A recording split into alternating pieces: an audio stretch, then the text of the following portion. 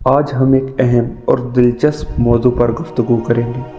قرآن مجید اور روایات میں آتا ہے کہ اہل کتاب یہودی و انصاری قیامت کے قریب یا قیامت کے دن حضرت عیسیٰ علیہ السلام کے نزول کے وقت ایمان لائیں گے۔ یہ بات نہ صرف تاریخ دینی بلکہ آخری زمان علامات اور امت مسلمہ کے مستقبل سے متعلق اہم بصیرت دیتی ہے۔ آئیے آیت قرآن اور متعلقہ روایات کو سمجھیں اور اس کے معنی پر غور کریں۔ قرآنی آیت سورہ النساء میں ارشاد باری تعالیٰ ہے، اور اہل کتاب میں کوئی ایسا نہیں جو یعنی حضرت عیسیٰ علیہ السلام کی موت سے پہلے ان پر ایمان نہ لائے اور قیامت کے دن وہ صحیح ان پر گواہ نہ ہو۔ یہ آیت واضح کرتی ہے کہ حضرت عیسیٰ علیہ السلام کے بارے میں ایک وقت آئے گا جب اہل کتاب ان پر ایمان لائیں گے، اور یہ ایمان کسی خاص مرحلے سے منسلک ہے جو قیامت کے قریب یا نزول کے وقت وقوع پذیر ہوگا۔ روایت شہر بن حوشب اور حجاج کا سوال۔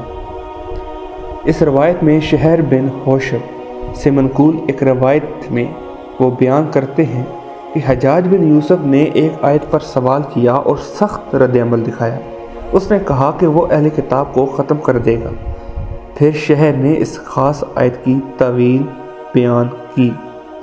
جب حضرت عیسیٰ علیہ السلام قیامت سے پہلے دنیا واپس آئیں گے تو مشرق و مغرب میں موجود یہودی و انصاری میں سے کوئی ایسا نہ بچے گا جو ایمان نہ لایا ہو۔ جو ایمان لائیں گے وہ حضرت عیسیٰ علیہ السلام پر ایمان لائیں گے اور قائم علیہ السلام کے پیچھے نماز پڑھیں گے۔ شہر بن حوشب نے یہ تفسیر بزرگ اہل بیت علیہ السلام سے سنی، اور یہ ایک ایسی تشریح ہے جو آیت کے معنی کو عصر ظہور کے منظر نامے کے ساتھ جوڑتی ہے۔ ناظرین و سامعین، یہ ظاہر ہے کہ حضرت عیسیٰ علیہ السلام کا نزول ایک عالمی واقعہ ہوگا جس کا مقصد ہدایت، عدل اور حق ہوگا۔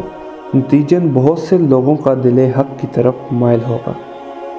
یہ آیت دوسرا نقطہ اٹھاتی ہے اعتراف حق اور اجتماعی نماز کے بارے میں۔ جو لوگ ایمان لائیں گے انہیں عبادت، نماز و زکوٰۃ وغیرہ کا حکم دیا جائے گا جیسا مسلمانوں کو دیا گیا، اور روایت میں ان کا قائم علیہ السلام کے پیچھے نماز پڑھنا ایک معنوی یکجہتی کا اظہار ہے۔ آخرت میں گواہی۔